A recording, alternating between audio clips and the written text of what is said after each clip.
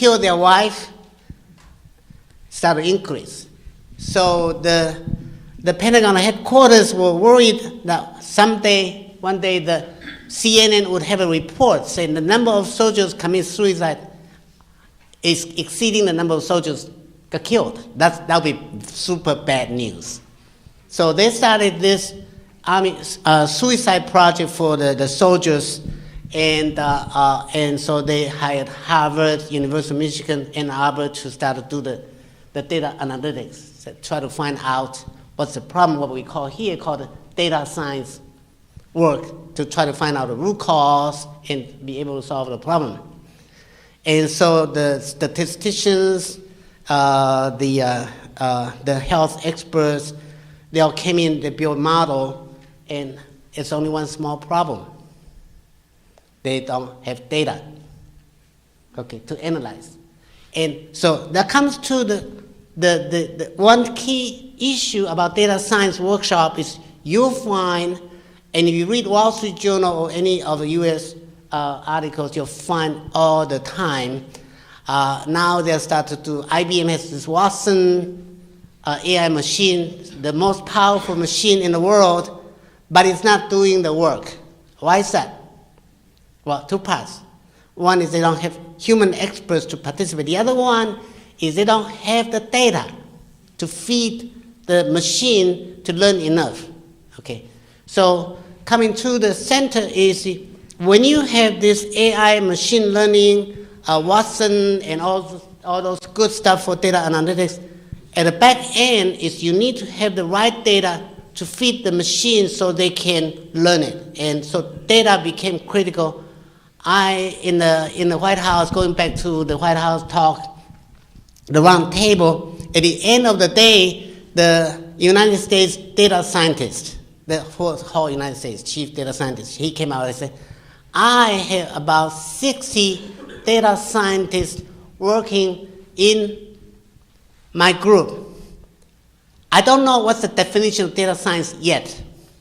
I don't know what they're doing. But there's one thing I know they're doing every day, which is they spend more than 50% of their time cleaning data. And so this repeats again and again and again. It will not go away. And I always say that when you have water, maybe not in Brazil, but in the United States, when you turn on the tap, water is clean, air is clean. So I have a line say, we should have clean data as a basic human right. And I didn't create a term. One of the Undersecretary of Army, he wants to put it into United States Constitution as a part of Bill of Rights. Say people shall have clean data to use. And it's, of course, it's an exaggeration, but you come to think about it. Why have data science workshop, have all the brilliant people pay them a lot of money when they don't have good data to work with? And that's my job. I'm passionate about it. And so in order to have data for any data analytics project, you necessarily have to integrate a lot of data together. And guess what? It's called your data is my data, and my data is my data. I speak some Spanish. I begin to learn Portuguese because my son-in-law is from Brazil. But in Spanish, your house is my house is mi casa. What's that? That's what. Yeah, your house is my house, and my house is still my house. That's the problem with data. So. The point that I'm trying to convey to you is that the data science is not strictly mathematical computer science subject, the rocket science project. It involves mathematics, involves human, involves one of the things most important in the United States that people realize for all the data science projects, you may be surprised, it's called change management. And what is change management? Change management doesn't even have a class in university. That's all for industry people. But change the culture, is very important for data science projects. So the point I'm trying to tell you is that it's both technical, organizational, and business if we want to succeed in this field. So the point of this one is the undersecretary basically told everybody, say, hey, everybody, every agency, every federal agency is only a data caretaker. You nurture, grow, and sustain and make sure that your data is clean, good, fit for use. But you don't own the data. The only person who owns data is a Secretary of Army. By the same token, for Brazilian culture groups, the person who owns the data should be the Secretary of Agriculture in Brazil. All the other agencies should provide the data to do projects that are necessary to improve the yield, the productivity. Now, the other side of the question that you need to think about is, so just to tell them to do it, it's not going to work. You have to come back and tell them what's beneficial for them if they participate in this. And that's part of the change management. So, I already mentioned this, so I won't repeat. And basically, for any project in your organization or in other agencies in Brazil, there should be some reason that triggers the need for project.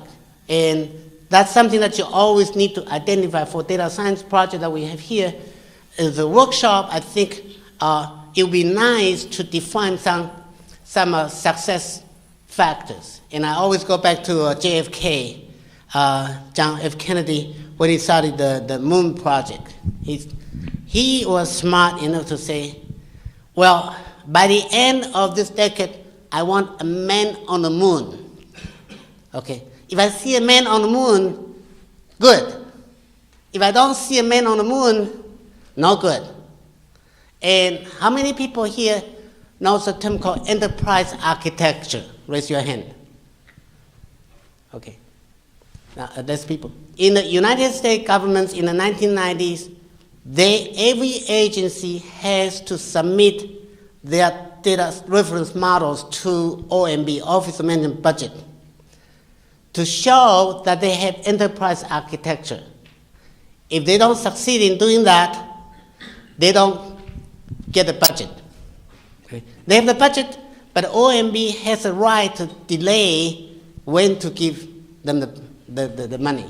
So it was very, very fashionable for 10 years, and by 2000s, they asked the question, where's the bang for the buck? In other words, the enterprise architecture have allowed people building models, but not impact business in the agricultural context. It's not generating productivity for the farmers to increase the yield, and that's not good. So that comes to this, who owns data, and there's a lot of issues going from all the way. The front end is data analytics to create value proposition. It's very important that when you think of any project, think about what value you created for your clients. And for the state of agriculture, that would be the president of the United States, president of Brazil, I'm sorry, not the United States. Brazil and the people of Brazil. And for a company, Itaú, for example, would be increase your business performance. And those are the kind of things that you want to be able to do. And so I want to touch base a little bit about what constitutes the knowledge for chief data officers. And up front, I can tell you that if you have all this knowledge, you are Superman. Nobody has all the knowledge.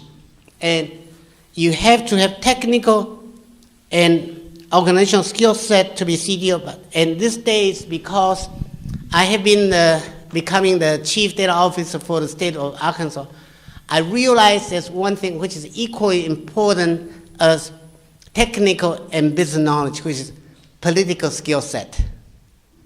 As a chief data officer, it's important to understand the political culture. If you don't understand the political culture, it's not going to do you any good. You can have everything, but it's just not going to pass the legislation to get something happen. Put on the positive side, last November, 2017 November, I had the need to get agencies to come together and to integrate their data because the mandate from the legislation for statewide data initiative. And so when I first went to the agency, we have all the CIOs of agency come together. They go like this and say, this guy from Massachusetts, what do you want from us? And so I start asking them about what they're doing and say, I already have 85 projects, Dr. Wang. I don't need another project from you. And so that's the sentiment. And I will not be surprised when you start a data science project workshop, you start saying, oh, let's get some data from this state, São Paulo state, or I don't know the time, I'm sorry. And you'll find they all say, yes, that's a great idea. And when it comes time to get their data, I say, next week. And next week become next week. And so the political skill set became important. What I did, one thing which is very, by accident, and the CDO of the state of Tennessee and the state of New York says, and the state of Texas said, Rich, that's brilliant. I said, what's that? And you know what that's what he did here. What I did was I had a workshop. I asked the governor to come to talk for 3 minutes. And because the governor came to give a 3-minute talk, so the senator and the representative also came, and the agency director said, oh, the governor is going to be here, and we're going to have a signing ceremony. They all show up. Because when governor shows up, other people, they want to look good. They're politicians. And so, congratulations, you now have congressman, you're former congressman, right? So there are different people. You need to get legislation to get involved, and I saw the earlier presentation. You have all the government, you have industry, you have academia. That's the secret sauce for success. So I see that as a good starting point, and it's very impressive you got into the fourth session. So I am not going to go through this details. If you want, we can have a workshop or something down the road anytime to do this. And technical management and political skill sets are important. So this one, you won't be able to read it, but it basically, in 2009, we talked about we have to have chief data officers. So a few questions immediately show up, which I asked yesterday. Yesterday we had a workshop on chief data officers with us. Immediately, so what is a chief data officer? What's the definition? And the second question, who does the chief data officer reporting to? And number 3, if my agency or my company was to hire a CDO, what are their roles and responsibilities? Okay.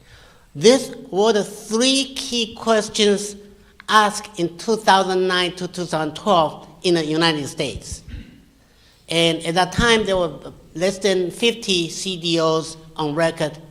Gartner Inc., a consulting company, estimated there are more than 1,000 CDOs in the United States by end of last year. Now, some of the CDOs, let me see if I have. Okay, all right. So let me first talk about what is a chief data officer. I define chief data officer as someone called in God we trust, the rest must show your business card. If you show me your business card from Itaú and chief data officer, check. You can come to MIT next year for free. Seriously, the symposium that I had, I made a point that if you are the official chief data officers of CDO by CDO for CDO, you come for free because you will be one of the people, all the other companies, that Accenture, Pricewaterhouse, they all want to talk to you. But in Brazil, you may not have so many CDOs, but so the other term that I use is called de facto CDO. De facto CDO is you are performing the data function like chief data officer. And every organization, whether it's Boa Vista, Itaú, and agencies, you must have someone at the top of your organization dealing with data issues, not ETL, not cleansing, but overseeing the data strategy, data architecture, data governance, data policy, going forward, not today, but 3 to 5 years down the road, where your company's data integration effort is going to be. That's the guy called the chief data officer, or de facto CDO. Okay, so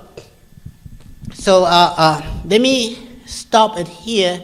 What I want from the audience is to have you tell the others, and you can speak in Portuguese. I gotta translate, I gotta test it. She did it very well yesterday. She can translate to me. What I like to do is I'd like the audience to think about, tell the others what your company's practice in data science and data management, the kind of things that you've been working in, because the name of this event is called workshop. And by definition, you're not here to listen, you're here to participate. And I'll volunteer, Itaú, you, no? I'm from Austin Labs. Austin, okay. There were several people who were with me yesterday. Yes, Itaú. Okay, give him, he can tell you what Itaú is doing. And this is one way. If I tell you this is what the Morgan Stanley in New York doing, in the United States, Itaú, hey, that's our bank. Please, por favor. Bom dia, meu nome é Nelson. Eu cuido de governança de dados na equipe do Itaú. Estava brincando com o Edu que minha equipe é fornecedora de dados para a prática de ciência de dados. Acho que tem um pouco de tudo que o professor falou, né? Minha equipe cuida desde ingestão de dados, como documentar os dados através de metadados com linguagem mais próxima de negócios, porque, afinal das contas, dados servem para resolver problemas de negócios. Parte de política, que agora com leis de proteção a dados, a gente começou a coletar faz 6 meses o comportamento de uso. Dentro da equipe, a gente também tem cientista de dados que através dessa coleta, monitora padrões para, a partir desses padrões, começa a fazer transformação de dados para informação de forma proativa. Que mais? A gente tem um desafio enorme, porque os dados, as tecnologias vão avançando, a gente tem legado do legado, e cada vez mais os cientistas de dados têm mais fome pelos dados diferentes, dados, ou seja, de streaming, seja mais tradicionais. A abundância de dados em termos de volume cresce bastante. Para cada equipamento, por exemplo, na ATM, são 40 sensores que geram a cada 10 segundos informações, que vai desde se fonte de alimentação está com nível adequado, cartucho de numerase está bem encaixado ou não. Então, como coletar esses dados, documentar e armazenar e garantir qualidade de dados é a missão que eu tenho dentro da equipe. Então, a gente recriou esse cargo de CDO faz uns 2 anos. Hoje tenho mais ou menos 33 pessoas que cuidam desse conjunto de responsabilidades. Gracias. Obrigado. Flavio, your company does not have a CDO, but you're so experienced. Can you share your insight with people here about Chief Data Officer? The mic is there. And I'm going to ask you. Meu nome é Flávio, eu sou CEO da Acesso, uma empresa de consultoria em gestão da informação. Nós já temos 37 anos de mercado, diversos projetos nessa área de gestão da informação. Nós começamos com a parte de qualidade da informação, um pouco até antes de qualidade da informação ser ter esse nome. Acho que as coisas vão mais mudando de nome do que propriamente o que a gente faz intrinsecamente. Mas nós começamos com database marketing, que já tinha muito de qualidade da informação, muita exigência, onde começaram as exigências de qualidade da informação. Depois nós entramos com desenvolvimento de projetos de qualidade. Criamos nós temos um produto que chama DataCare, que é o pacote para fazer qualidade da informação, e temos diversos projetos. Começou com, no começo, banco de dados de clientes, banco de dados integrado de clientes, depois virou CDI, depois virou o MDM, aí começou a crescer, foi para o MDM de produtos, e gestão da informação como um todo, governança. Acho que é uma área. Nós acompanhamos o MIT desde 2003, então a gente segue de perto toda a parte acadêmica e traz isso para os nossos projetos e leva isso para a indústria. Eu acho que é um papel muito importante, isso que eu falei do papel da integração, academia e projetos. Hoje nós temos muito de governança. Acho que é uma história que a gente tem que sempre estar aprendendo muito. Governança começou, e a gente tem que aprender também com os erros. Começou com aquela coisa, eu vou ser o responsável por tudo, eu preciso fazer um projeto bem estruturante. Hoje a gente não tem mais tempo para fazer projetos estruturantes, a gente tem que trocar o motor com o carro andando. Os projetos, então, têm um outro direcionamento. Nós temos implantado bastante projetos atuais de governança, levando em conta toda essa agilidade necessária hoje. Eu acho que outra coisa que foi muito importante foi a mudança de requisitos e o comportamento do cliente. Hoje o comportamento do cliente é completamente diferente de 5 anos atrás, ou de 10 anos atrás, muito mais. Hoje tem que ser tudo online. Então, juntar a necessidade de adaptação aos novos clientes, a inovação que anda a jato. Então, hoje, a cada dia sai um produto novo de informática, sai uma metodologia nova de desenvolvimento. E a necessidade de informação, de governança de tudo isso é o grande problema. E, como todo mundo tem falado, em todas as conversas, a necessidade de recurso humano, eu acho que é o ponto mais crítico de todos os projetos que a gente tem. E acho que é nisso que a gente tem que apostar bastante, é nisso que eu estou acreditando muito desse encontro. Thank you. So, in the United States, as Gartner Inc.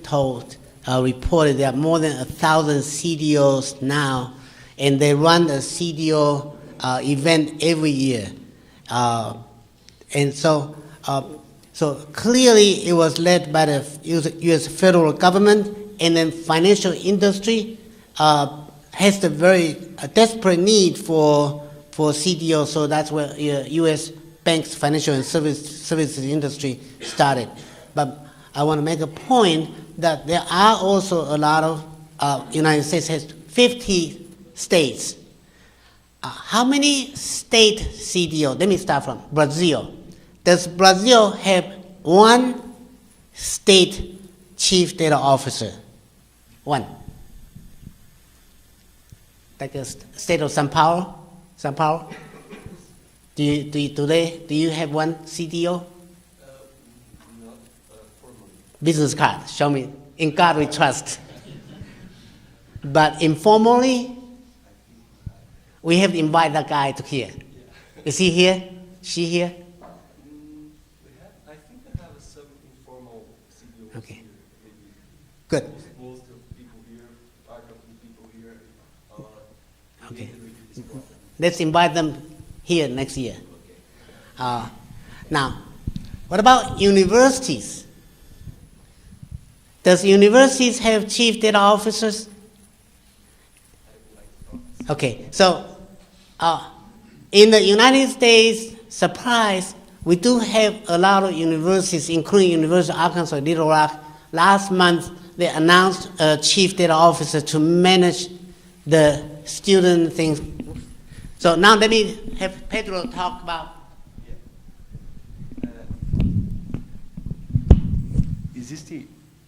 Eu vou falar um pouquinho sobre a experiência da universidade do ponto de vista de gestão de dados, né? Do ponto de vista administrativo, essa é uma tarefa que vem sendo conduzida muito pela área de TI, né? Mas existe uma demanda do ponto de vista da ciência, né? Uma demanda da ciência do ponto de vista de organizar os dados científicos, né? Com o objetivo de estabelecer a colaboração.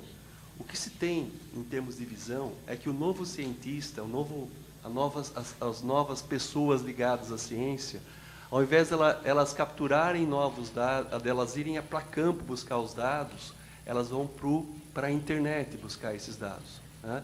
Dados que gerem novos conhecimentos, dados que gerem inovação, vamos pensar assim. Então, para que a gente viabilize, né, a nova ciência, que é baseada em dados, né, que é baseada em dados reutilizáveis, né, é necessário que organize esses dados. E a gente está passando por um desafio, nós estamos, acho que, uns 5 ou 6 anos atrás do que está os Estados Unidos, do que está os outros países, né, com relação à organização desses dados, né. A FAPESP iniciou uma demanda atualmente para que todo novo pesquisador que submeta um projeto para a FAPESP faça um Data Management Plan, né? Só que a maioria dos pesquisadores não sabem o que é isso, né? Então, existe um desafio grande do ponto de vista de introduzir nas ciências, nos domínios das ciências, né, o conceito de gestão de dados, né? Conceito de gestão de dados. E que é importante que as pessoas percebam, que os cientistas percebam, que os novos profissionais, né, e os novos cientistas que vão sair das universidades, que eles são também são gestores de dados, né, e são responsáveis por essa gestão de dados. Então, do ponto de vista da universidade, a gente tem um desafio de criar essa infraestrutura para fazer essa gestão. Do outro lado, a gente tem que mudar a cultura, né, dos novos cientistas, no sentido que eles entendam que eles são, além de utilizadores de dados, eles também são responsáveis por gerar dados, né, e fazer gestão desses dados por um longo período, né? Então, esse é um grande desafio que a gente enfrenta na universidade atualmente. Thank you. And it is time for me to come back, and we have about 18.5 minutes left.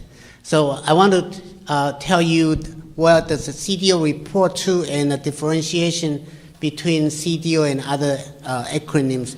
And then I would like to invite participants to ask questions or share your insights. There are many ways Chief Data Officer can report to.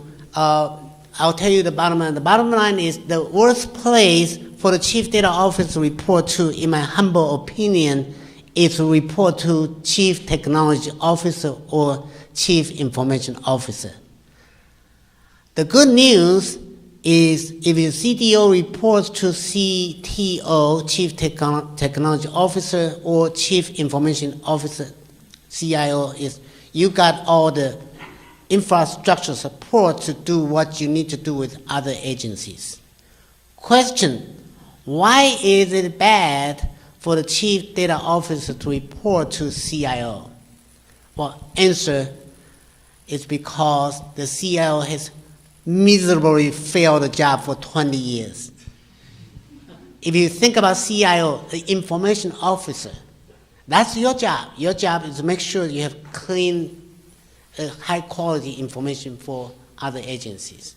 But you fail to do the work. Why is that?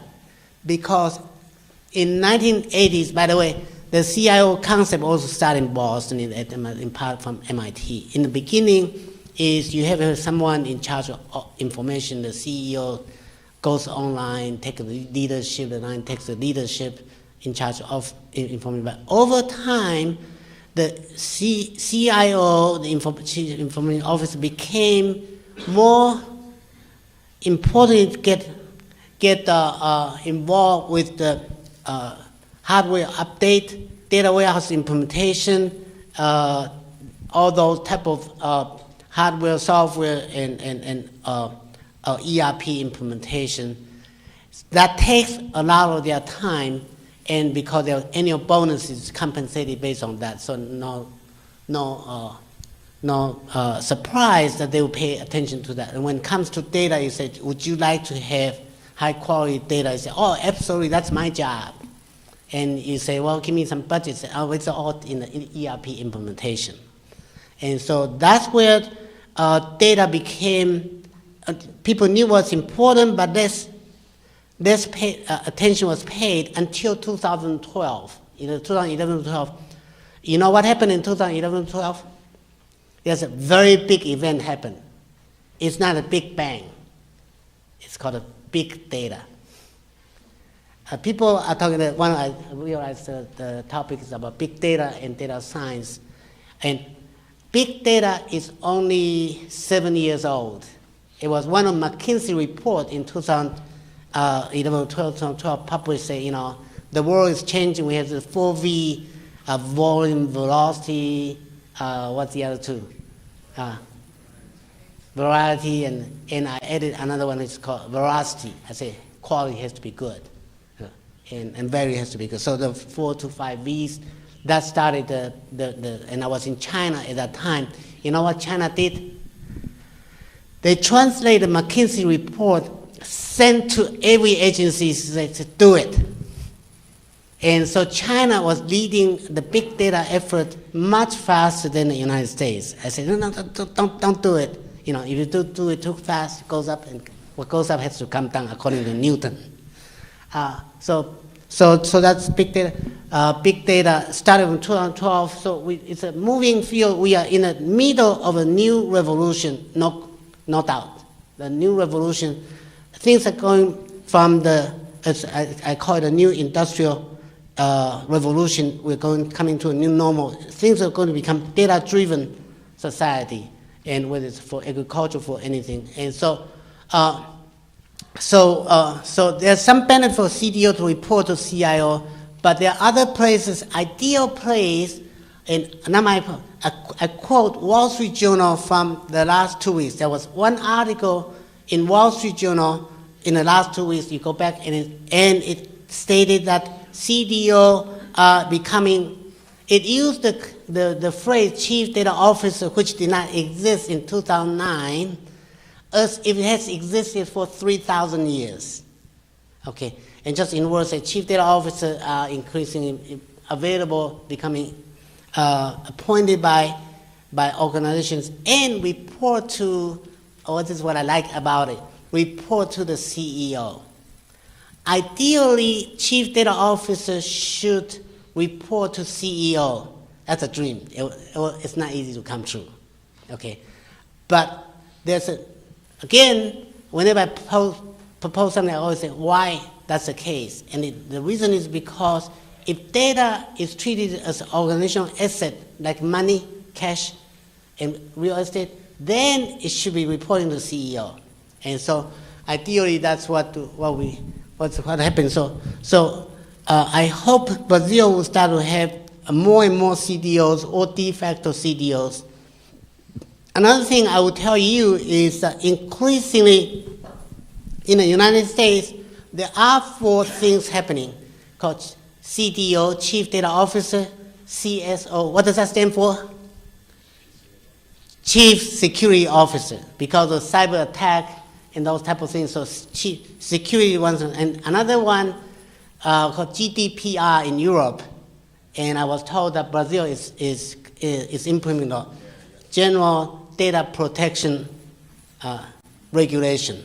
So privacy is coming, whether you like it or not. Data management, data security, data privacy, And there's one more, let me see. And of course, the data infrastructure. So that's coming in the state of Arkansas. We actually implement in legislation that the state of Arkansas shall have a chief data officer, a chief security officer, and chief privacy officer, all three of them. So that's coming. You will see in the next 5 to 10 years, your colleagues will go to other parts of the world and come back and say, we need to have chief data officer, we need to worry about privacy and security. So that's coming. So I have about another 11 minutes. So I want to open up for the audience to share their insights or ask questions. And I may not have the answer. I can always ask Flavio and Pedro to answer. So we'll open up for questions, and you can make comments, or you can ask questions. For the next 11 minutes, asking me questions is free. After that, it's $3,000 an hour. Raise your hand if you have. Yes? Mic, please. Microphone.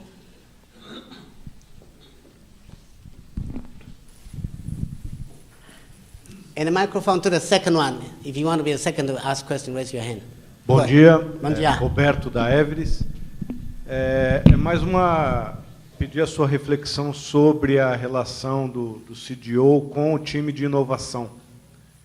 Como eles se complementam, como pode ser essa estrutura que já são relacionadas, mas como isso pode ser fortalecido?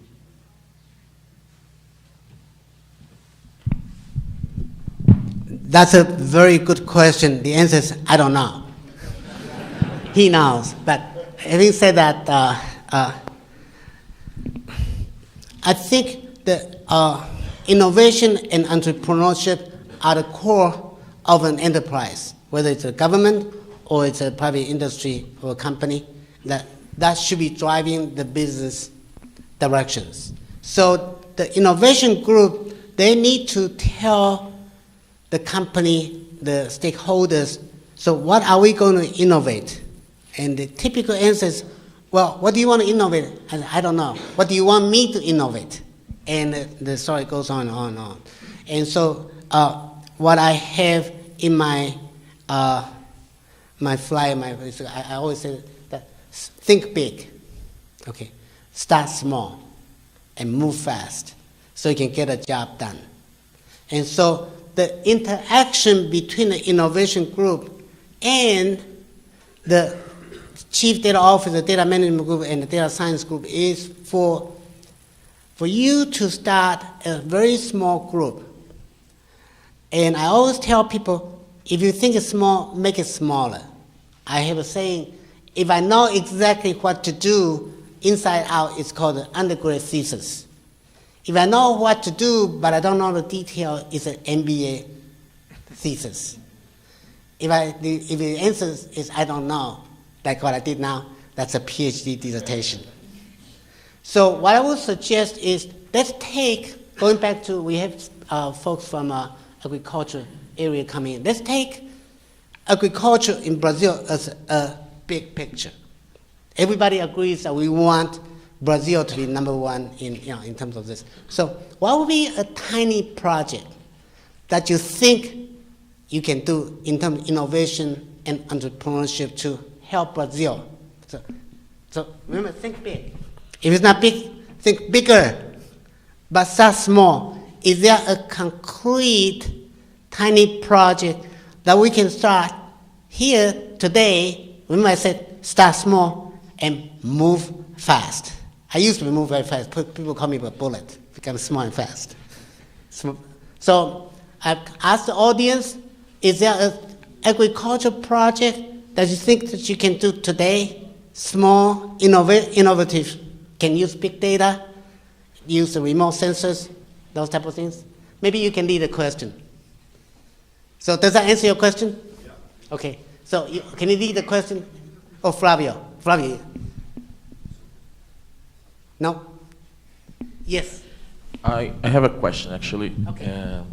My name is Renato. I'm from Austin Data Labs. It's an American company. We are a data science company. So we are starting in Brazil one year from now. And what we are facing in Brazil, that we have data science applications and softwares where we don't have clean data to work with. In most of the companies that we are been visiting, and even with the projects that we are doing now, we face a very high difficulty in getting clean data to work with, to get better results with this data. And I think Brazil, it's a few years behind United States in terms of data cleansing and this kind of stuff.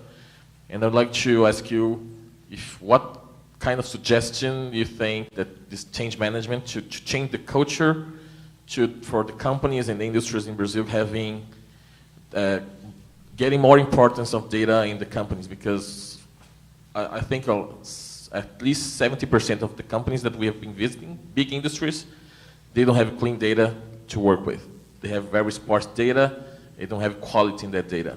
So how can we try to implement this data importance to make the conscience of the companies to get the data importance of this? I love the question, but you're not alone. There's a company called IBM. They have the same problem. So the way I would approach it is you have a hammer. You're looking for nails. Okay.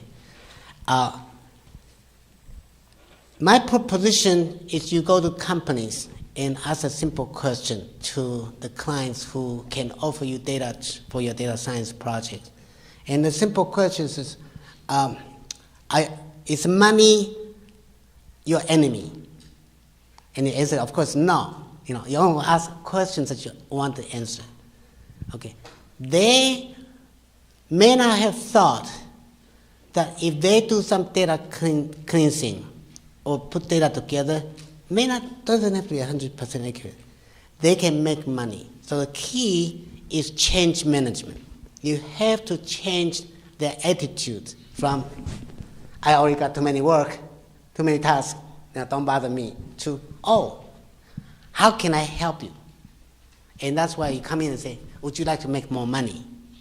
I don't think any CEO will say, no, I want to make this money.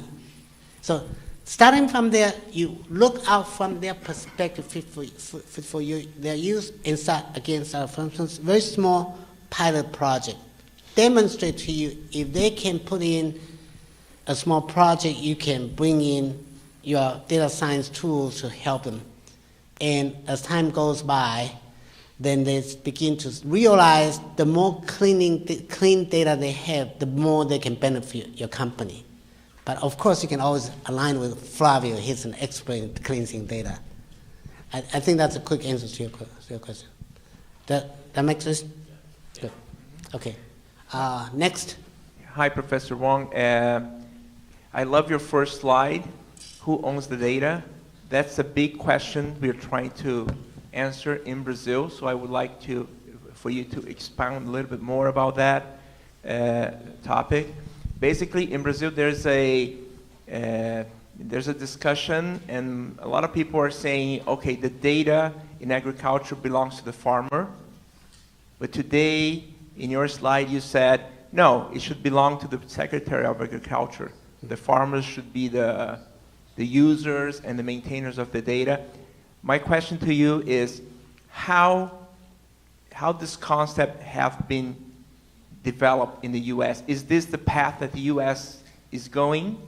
Or are there still a lot of conflict between the data belonging to the Secretary of Agriculture versus the data belonging to the farmers? Can you explain how this discussion is going in the U.S.? Absolutely, and you asked the right person, because I am very vocal in terms of this. So let me first answer the question. The farmer, there are two parts, two sides of a coin. The farmer should be a key stakeholder. They are the data consumers to use the data provided by the government, by other industry. But clearly, he cannot be a data center, right? So he belongs or she belongs to data consumers group, okay? And in my teaching, I coined the term called 3 C's. Okay, 3 C's. Any system, you know. In a university is a system, a country is a system. You have input, your output, your middle of the process. On the output side, you have data consumers, data customers, data clients, whatever you want to call it. They take the data and apply it to do their business, their data consumers. On the input side, you have data contributors, data collectors, data creators, and in the middle is IT group. Okay, so those are the 3 C's. And on top of that, you have the CDO. So that's the ecology of the data integration project. So with that notion in mind, now you have a better way to say, well, it's actually has different stakeholders coming together. And Hillary Clinton said it takes a village to make things happen. Similarly here, the idea for the undersecretary to say that only the Secretary of Army owns the data is not so much say, I own the data. It is that everybody wants the data. And Flavio was at MIT. I had the U.S. Army's chief data officer gave a keynote speech. He had a term, because, you know, there are many problems that we are solving. And one of the problems is called data miner. Everybody knows data mining, right? Raise your hand if you know. Data mining. He said, the problem is in the U.S. Army, we have too many data miners. You know what it means? Data is mine. Data miner. That's the problem. So let me get to the second part. Data of a particular farmer in his farm by the GDPR should belong to him. He has a right, just like my social security number. I'm transparent, so everybody knows what's my social security number. But my wife will refuse to give out any data.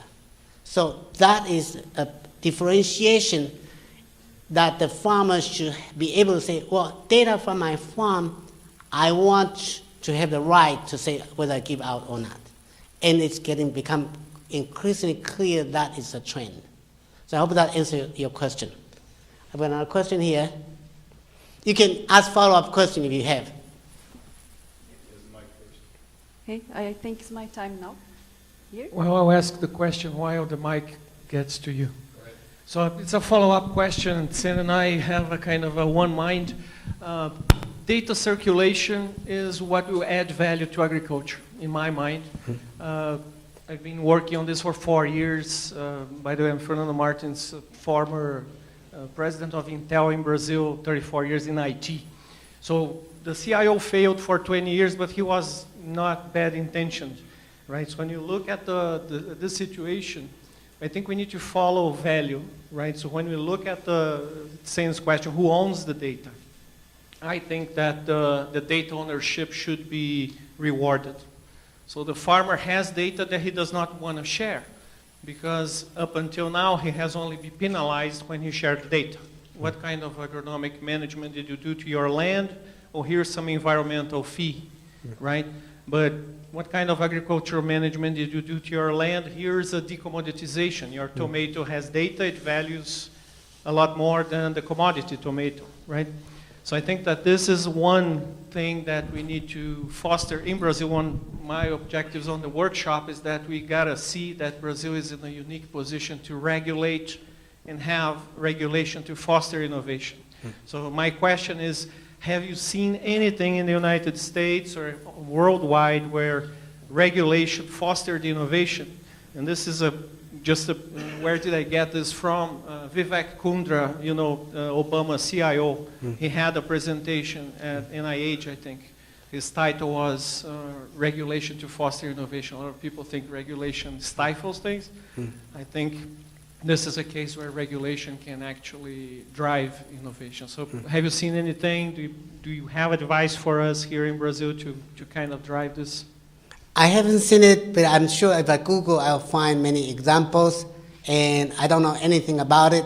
As usual, it's a open question. But I do have something that I want to say, which I think out of this workshop for the next 12 months, we should have a project Doesn't matter which project, as long as agriculture, and have someone take the leadership to do this, and all the issues, ownership, innovation, big data, small data, smart data, they'll all come out.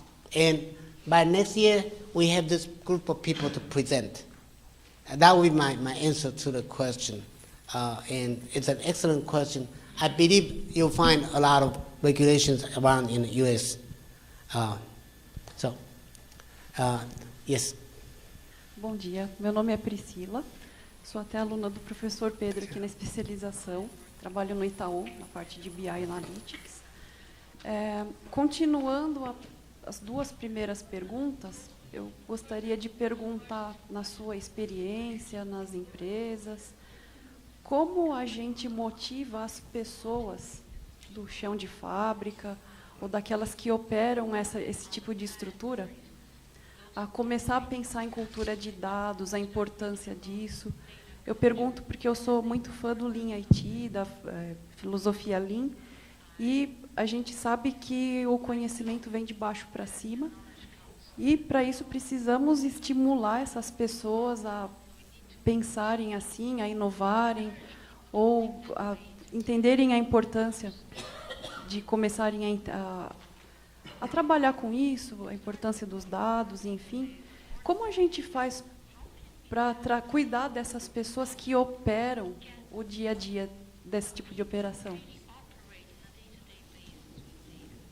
I love all the questions, especially this one. So this is what I did after I became the Chief Data Officer. And by the way, it applies to all the CDOs.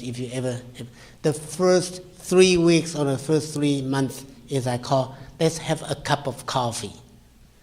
When you are the Chief Data Officer, the first thing you want to do is to go to all the IT department, talk to all the CIOs in different agencies or different departments, and say, I come in peace. Okay. Because the CIOs, they are afraid of you going in to get their data. Data is knowledge, that's where they get their power. Okay. So you go in and say, this is my line I talked yesterday. I say, if I don't have your collaboration, okay, I will be a CIO and get the attention. No. You are a CDO. I don't want you to be a CIO. Okay. I am the CIO. You are a CDO. And then I tell them that if I don't have your collaboration, my career is over. CIO. Okay. So that's what you do when you become a CDO. So this is what I did in state of Arkansas the first 2 months, because I am the CDO. And the reason there's a reason for chief, because I am empowered by the governor to go to see the director of finance, which is, and they don't talk to other people. They think they're the biggest. Okay, I am able to talk to the director of the correction department, who owns all the prisoners. They say, all the data of the prisoners is mine. Privacy, security, federal government, FBI. The answer is, my data is my data. The educational data I want to collect as well. So what I did was I went out to each agency. I asked a simple question. I didn't come and say, I want your data. I say, what can I do for you? That they like. Okay. And so the question translations, I asked, what is your data needs? Okay. And second part is, what is your data expectation if I'm able to perform my job for you to increase your the state data? So those two questions triggers a lot of things, because people, they want to talk, myself included, yourself included. If people like to talk, they don't like to listen. So the moment you say that, what is your data needs, they start to talk, say, I've been asking the Department of Finance for this table for 3 years. I have not gotten it yet.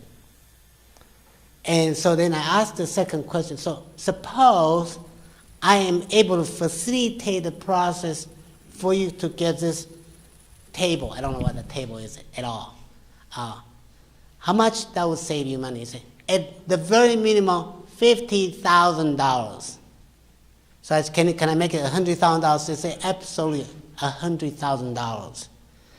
And I went with my team. I have 2 deputy chief data officers. One is business-oriented, one is technical-oriented. My technical CTO asked, so which table you want? I said, well, this table in the Department of Finance. And my guy says, I have it. So within a week, my deputy CTO contacted Department of Finance and said, can you release this table? He said, yeah. And he gave the table to I think the Department of Tourism and Parks. Solve the problem. So that's how I find the data needs and data expectation. That's called gap.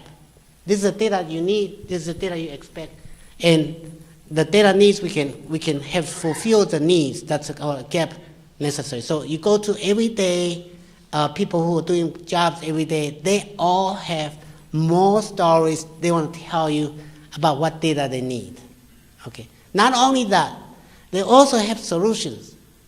Confucius, one of his, in a Chinese philosophy, he says, don't ask me how to farm. The farmers knows much better than me how to farm. Data quality, there are lots of people who have real solutions and are in the Army and the state. I went to them and said, finally, someone come and ask me for my solution. So I would suggest you start in your company with Itaú or someplace to say, what are your data needs? And what do you expect to have? Simple questions. That would trigger a lot of things. Marcel, how many minutes do I have? Shh. Adios. Thank you very much. Obrigado.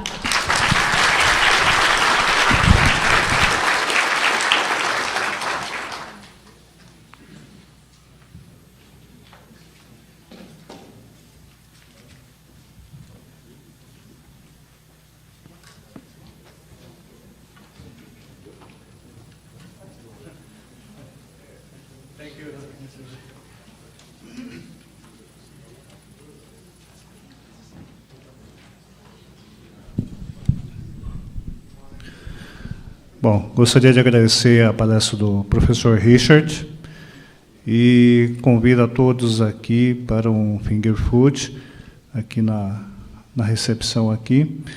E alguns avisos. No final do dia vai ter um sorteio de um kit da Google, mas somente vai ser no final do dia, tá? Então, quem não estiver presente não vai ganhar, tá? Só quem estiver presente, o nosso presente aí, um brinde da acesso através do Flávio aí, né? E lembrando também, na parte da tarde, nós vamos ter 2 mesas aí de debate, muito interessante, na área de agro, né? Onde nós vamos contar aí também com pessoas aí de bastante atuação nesse segmento de mercado, né?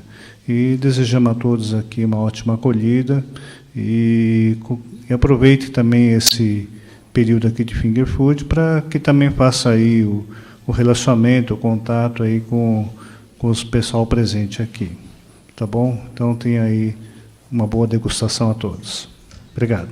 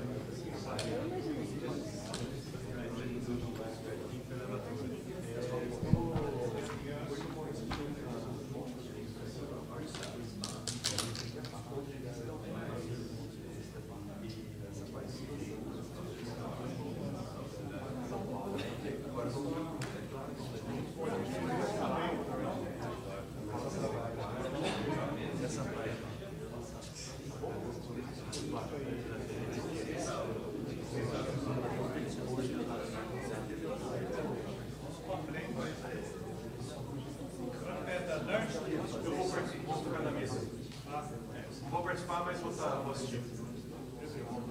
Ô Mauro, eu tenho um negócio para você depois. O carro. Eu aqui na mala.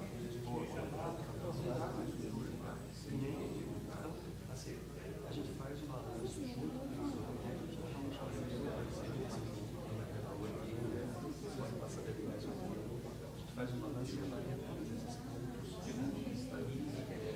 o João tem certeza que o João é uma pessoa de confiança, que trabalha dentro a gente tem que se apoiar.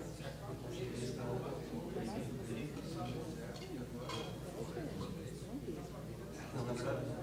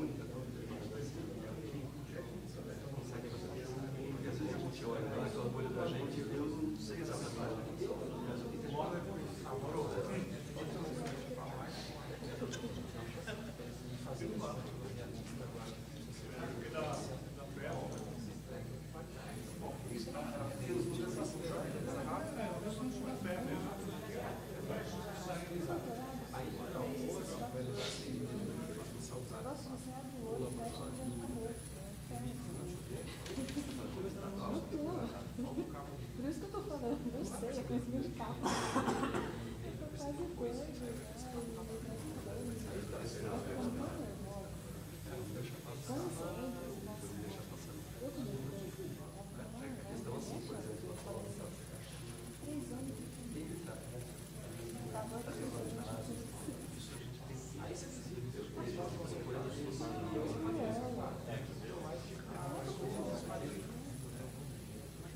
Aquele rapaz novo, a gente consegue olhar para as coisas, consegue olhar para as coisas que são. Já foi?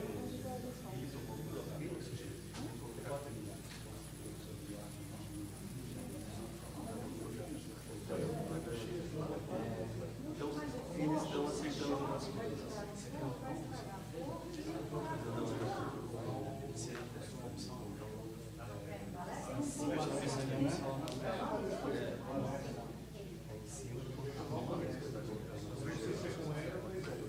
Então, assim, foi ele que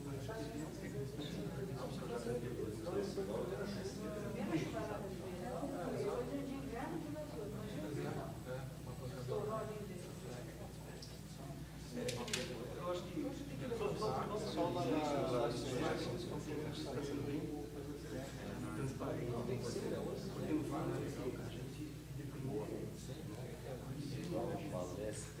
a gente tenta fazer o melhor possível. Agora, associados com a bola, sabe se a gente... A gente também não tem, por exemplo, essa coisa paridade. Esperava um pouquinho melhor, vamos ver o que a gente faz.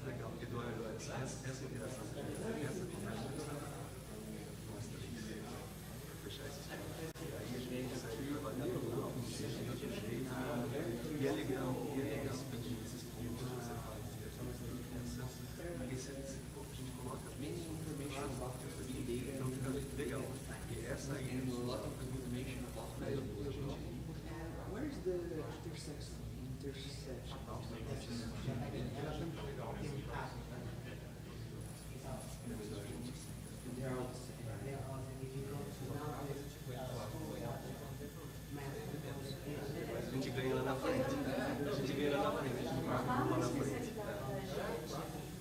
Mas a gente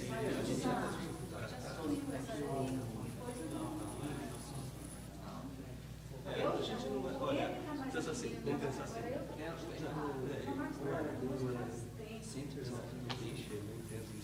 Eu vejo ele trabalhando. É uma pessoa extremamente proativa. Ele é responsável, ele vai fazer as coisas. Então, assim, sobre esse aspecto, eu estou muito tranquilo com o jogo. Agora,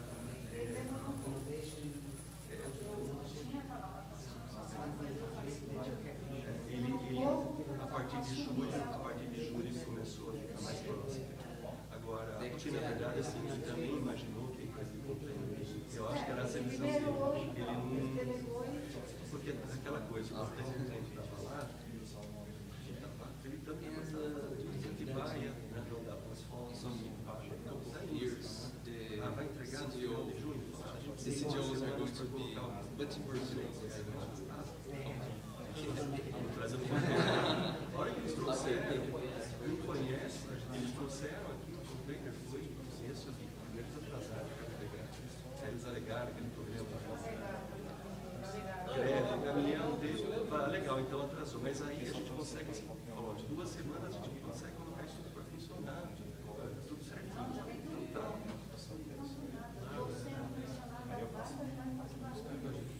A gente começou a aula, está lá, é assim, na janela da sala de aula, eu dou aula, nossa, lá a gente disse que eu faço o PCS, não reclamo, mas já recebi muitas reclamações. Eu, PCS, falando, não pode, tem que ser fora de hora de aula, não pode, isso a gente ele tem que trabalhar da meia-noite às 7. Agora, no fundo, assim, é para ser feito em junho. Era para ser feito em junho. Agora, ontem estava um barulho, agora falou, acabou o barulho. Não, nada, tem que barulho infernal, maquita, lá, fazendo, tudo isso. Pô, agora a marcenaria vai vir encerrar tudo aqui também? Entendeu? Ela vem aqui, vai ficar semana o dia inteiro. Na verdade, eles não vão trazer, eu acho que já devem trazer coisa pronta. Não, não é. Continua fazendo na escola, de aula, porque esses caras não chegam antes.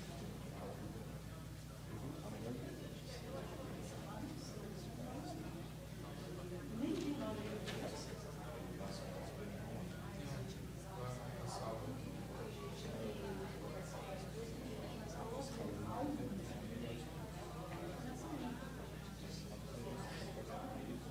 Termina, aí vai terminar.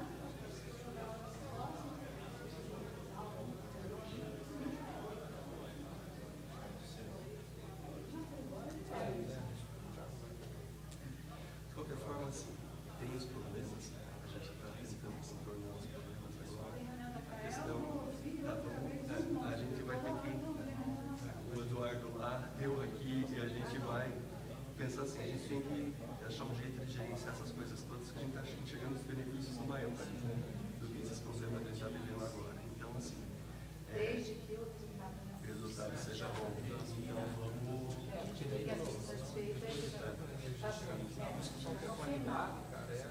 Chegar no final, se uma coisa boa, então, assim, o que pode fazer assim, a gente ter uns pontos de checagem, marcar segunda-feira, fazer uma testagem, porque ele falou que vai entregar no sábado, né? Então,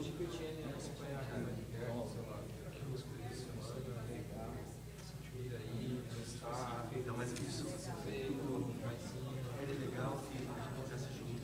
Está pronto o próximo. Eu digo assim, porque às vezes o equipe vai lá, às vezes não conversa com as pessoas certas. Eu queria estar junto com ele para a gente poder fazer junto. E todo mundo tem a mesma visão da coisa. Senão a gente fica com duas visões. O Felipe agora, isso, o Felipe vai ser fundamental. Felipe, ele é uma coisa bacana que a gente está indo no processo de sociais.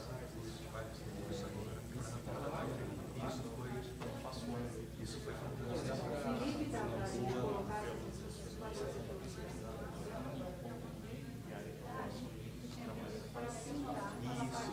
ele passa, ele já está vendo isso. Mas ele não escreveu. Ele tem que fazer isso no final de semana. No final de semana passada, e agora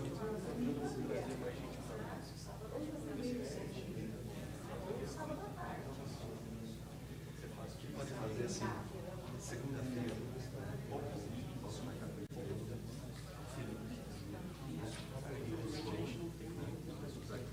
passar ponto por ponto, é importante que ele segue nas coisas, e depois ele passa, e depois é legal também, você vai olhar. Aí só, peraí, eu acho que a gente sempre tem olhos diferentes, a gente sempre está satisfeito. Vamos fazer isso então segunda-feira? Não, mas você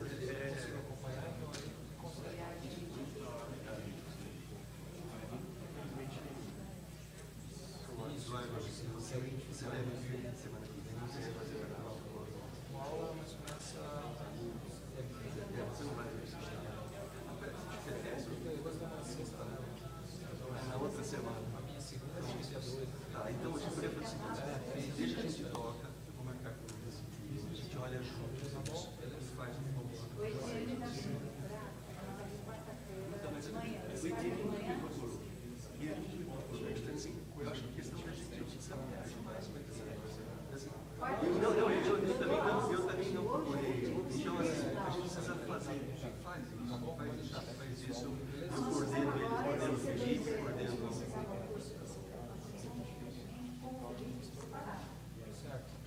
se a gente tratar desse assunto. Acho que o Felipe é que vai conseguir dar velocidade, dar ritmo para Sim, ele vai ser o... Ele faz essa ponta, ele sobre essa parte de marketing, a gente conhece, a gente conhece a luz. Então, assim, já vai saber se Chega perto, os caras nem me questionam. Eu não sei como está o tempo. Ah, eu venho sábado aqui, além do computador do Adriano. Esse pessoal saiu. O Adriano? Agora quem está tomando conta é o Vinícius, que é a instituição.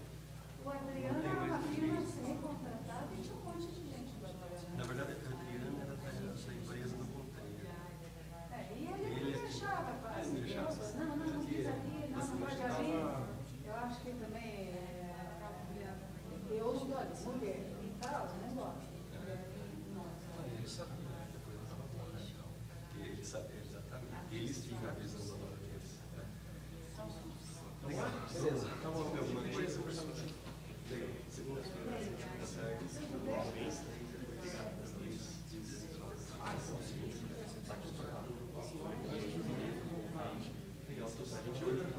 Legal, você está fazendo. Trabalho com o Alexandre. O Alexandre estava aqui na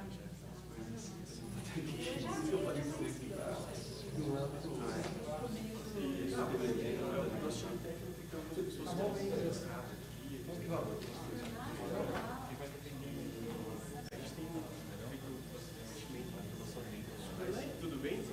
Joia?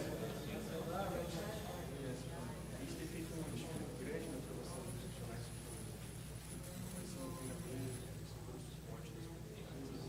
e a gente tem interesse muito forte de aproximar da fora, para ajudar o projeto, se a gente consegue trabalhar junto de alguma forma. A ideia é apoiar o investimento, fazer um investimento para apoiar a pesquisa ou de informação dos alunos. A gente já tem uma proposta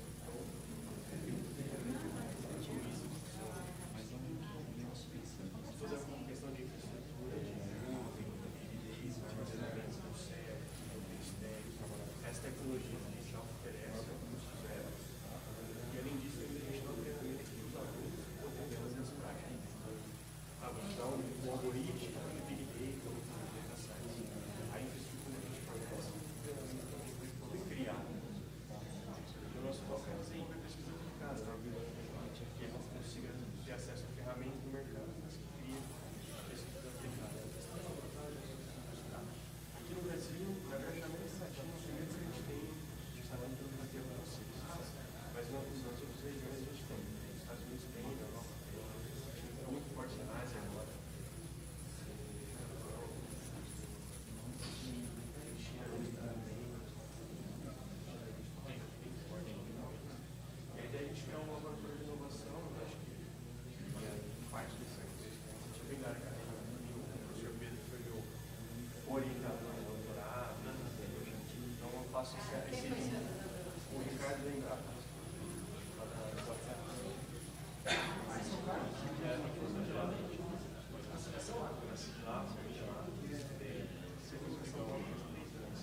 e para trabalhar na estrada.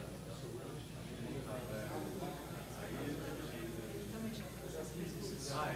Você morou lá? Sim, professor da Lua. No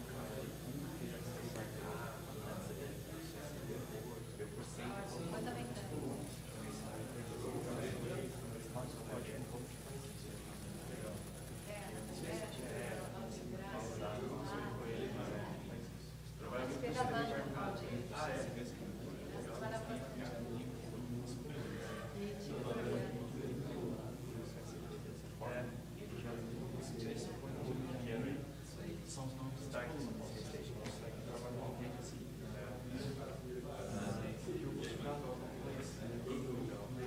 veio para o Itaú. Eu vou te passar depois a metodologia. A visão se chama slide. Você traço e é um já que ele consegue ser o prazo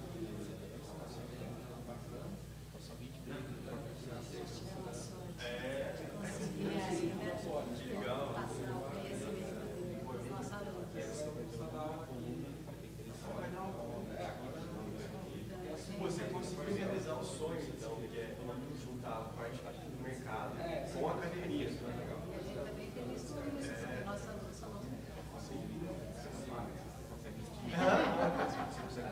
começa devagar, depois a gente vai uma propaganda, que você vai ver só. A propaganda na foto, não fez?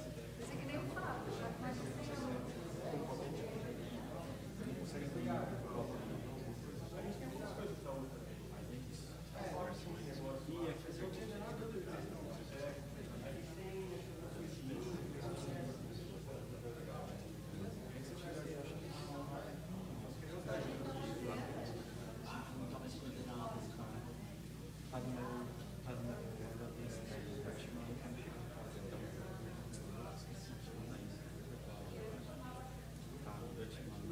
a ideia é que essa comunidade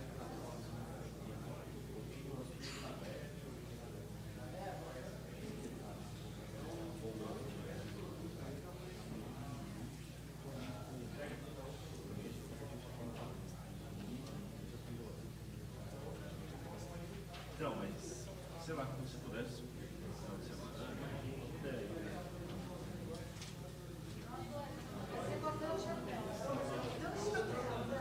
ele põe dois aí.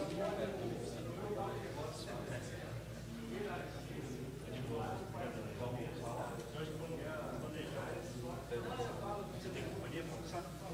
Acho que eu vou almoçar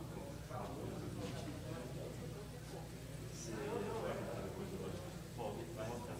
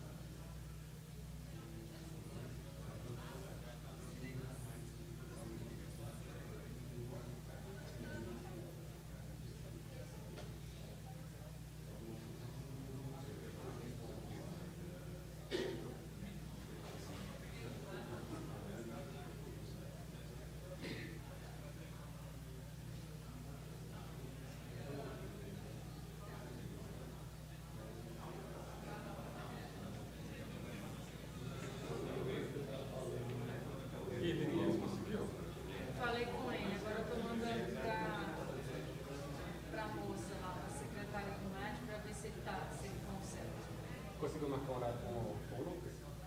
Ele marcou 6h30. Marcou. Obrigada. O som do Mano acabou de mandar uma coisa para a gente. Hoje, como é que está a apresentação? Hoje, como é que está? O som não nada. Eu vou subir, mas o som vai estar aqui na tarde. Porque ele vai ter duas coisas demônios. Eu não sei quem vai participar de novo. Ou da duas, não sei. Então, você deve contar com isso. Sabe qualquer coisa, eu estou no celular. Eu não vou poder ficar aqui o tempo inteiro, porque eu preciso encontrar o Cris. Tá, não, tudo bem, mas. A sua ideia é que você não viu nesse hora. Então, eu quero olhar agora a programação.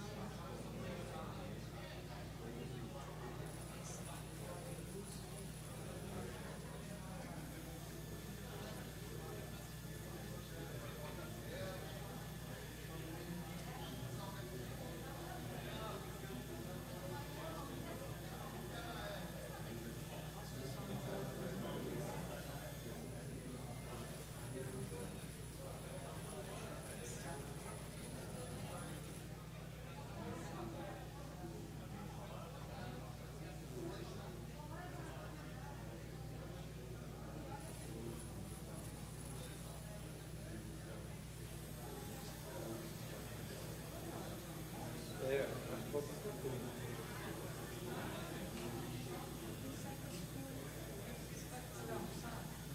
Eu não pensei. Os pais não sabem nada. Pode fazer uma coisa? Tem das 2 às 3h30, tem um intervalo, aí tem uma outra mesa redonda. Isso. Eu não sei qual é o som. Aí aqui, ó.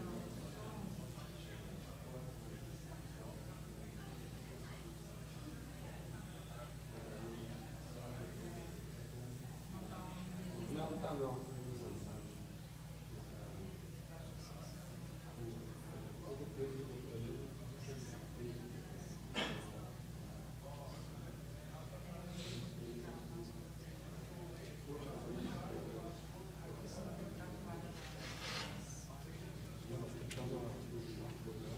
E a gente tem outras agendas, né? Você quer almoçar agora? Pode ser. Deixa eu só Tá, passar. fecha, eu vou chamar.